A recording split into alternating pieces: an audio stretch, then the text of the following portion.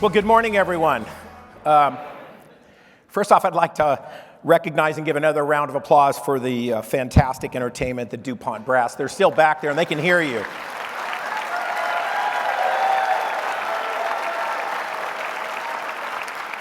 Weren't they great? I'm kind of surprised OFN allowed me to have an open mic. They promised that I would have to stay on script and not talk about the bond guarantee program or anything else that I'm always talking about. And of course, I'm not going to do that. As you know, my name is Doug Bystry. I'm the president and CEO of Clearinghouse CDFI, and I'm the founder of the company. This is my 30th consecutive OFN conference, and I can't believe that. But what's really important about these conferences is seeing new people. You see old people, you see your friends, you talk to them, you reconnect, but seeing all of the new people, and particularly the young people, is truly inspiring to me, someone who's been at this for a long time. In fact, I'm even seeing a couple of very special second-generational practitioners who are here at this conference, and it makes me very proud. I also want to point out our team who's here, and especially another very special person to me, the chairman of my board, Gary Dunn. And let's give Gary a round of applause. He's been at this for years and years and years. I can't remember a more important time in the history of our industry. For all my years at Clearinghouse CDFI, and I know most of you, my colleagues, it's never been about politics or partisanship. It's been about projects and people.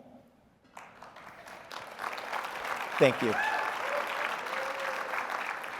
I try to live my life with the philosophy that everything that occurs happens for a reason.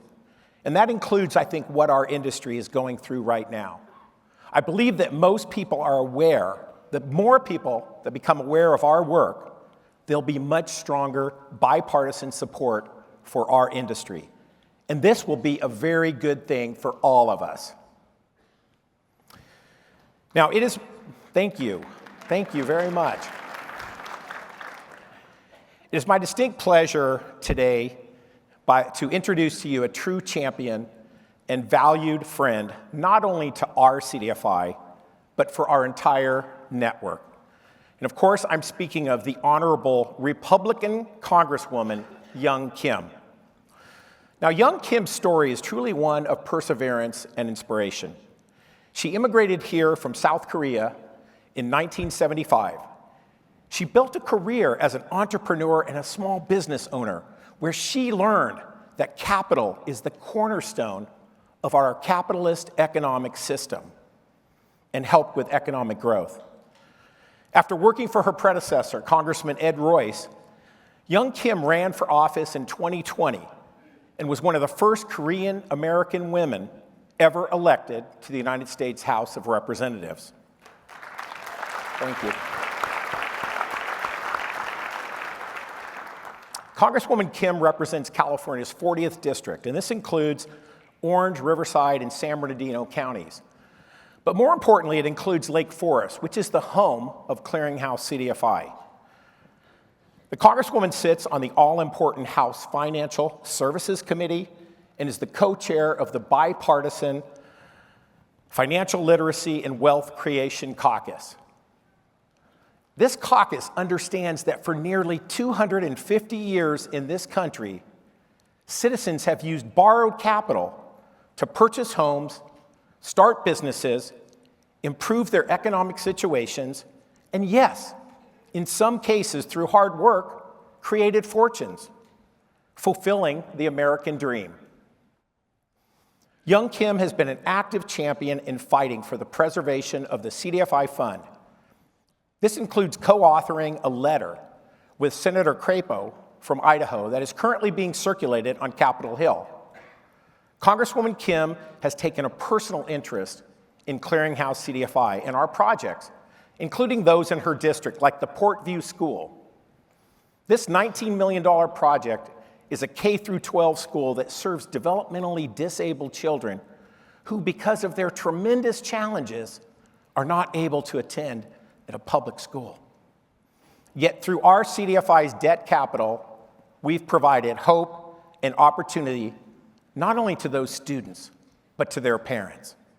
And that's the kind of things that we're all doing, all of us. As we look forward to what's next for our industry, one thing remains clear. Partnerships with policymakers on both sides of the aisle are essential to ensuring CDFIs can continue to bring capital and economic resources to all communities in our country. We are so very fortunate to have strong leaders in Congress like Young Kim who understand our mission and are not afraid to champion it every single day.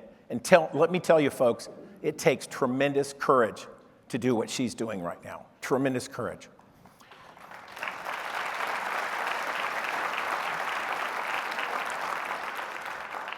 So it is my distinct honor to welcome via a recorded message, and I know if the government hadn't shut down, she would be here personally, a courageous and inspirational leader who truly understands how CDFIs expand opportunities and strengthen our communities across our wonderful country. Now, please join me in a warm round of applause for the Honorable Representative Young Kim. Hi, everyone. I'm Congresswoman Young Kim, representing California's 40th District. That's in Southern California. I'm honored to be joining you all virtually today for OFN's 41st Annual Conference. I've enjoyed working with the Opportunity Finance Network over the years, and I truly value the dialogue that we built together.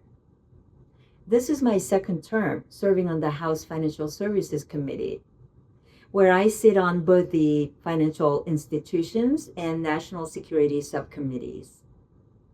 During my time, I have focused on ensuring access to capital for all Americans so they can achieve their American dream just like I did. That is why I have been so supportive of the Community Development Financial Institutions Fund. Since its inception over 30 years ago, the fund has awarded more than $7.4 billion to CDFIs, community development organizations, and financial institutions through its funding programs. The fund has also allocated $76 billion in tax credits through the New Markets Tax Credit Program and guaranteed $2.5 billion in bonds through the CDFI Bond Guarantee Program. Those numbers are a testament not only to the critical nature of the fund, but also to the effectiveness of the public-private partnership that has been created. In my district, I have seen firsthand how critical the fund's lending is to small business formation, homeownership, and the development of the greater community. It's not just about the lending, but also the invaluable services that CDFIs provide. Most of you operate in communities where traditional finance does not. As a result, you have stepped in to fill that gap by providing financial education, business coaching, and other critical services. As the co-chair of a financial literacy and wealth creation caucus, I have heard so many stories of community development financial institutions helping to educate families and put them on the right path for wealth creation. That's why I was concerned at the administration's action regarding the functions of the fund. In March of this year, I went on the record and highlighted the important work that the CDFI Fund was doing in Orange County. A few weeks later, I raised the issue with the Secretary of the Treasury, Scott Bessent, thanking him for his advocacy of the CDFI Fund, and I also pushed him to continue his support of the fund. Since then, I think we can fairly say that the Secretary has been a great champion of the fund, as he has been on the record multiple times highlighting its importance to Main Street. And I have worked with him and his team nonstop to ensure that the release of the funds would be possible. So moving forward, I hope that I can continue to work with him to bring the CDFI Fund staff back once the Democratic government shutdown is over. To that end, Senator Crapo and I are leading a bicameral Republican letter to the Secretary and OMB Director Russ Vought to show that the CDFI Fund enjoys strong Republican congressional support. We have already received incredible support from both the House and Senate and expect to gain even more this week. I would urge each of you to reach out to your Republican representatives and senators and ask them to sign on. Beyond its measurable impact in our communities, I truly believe this is a program that highlights the great work the President has done across his 2 terms in office. During the first administration, President Trump worked with Congress to make more investments in CDFI. In the One Big Beautiful Bill, we made the new markets tax credit permanent. The president was elected because he's a champion for working families, and he understands the needs of rural and underserved communities. These are the very same communities that CDFI Fund institutions aim to serve. I am hopeful that as we emerge out of this shutdown, we will see a return of staff to the CDFI Fund. Until then, please know that I remain a steadfast advocate for the fund and for the vital work each and every one of you does.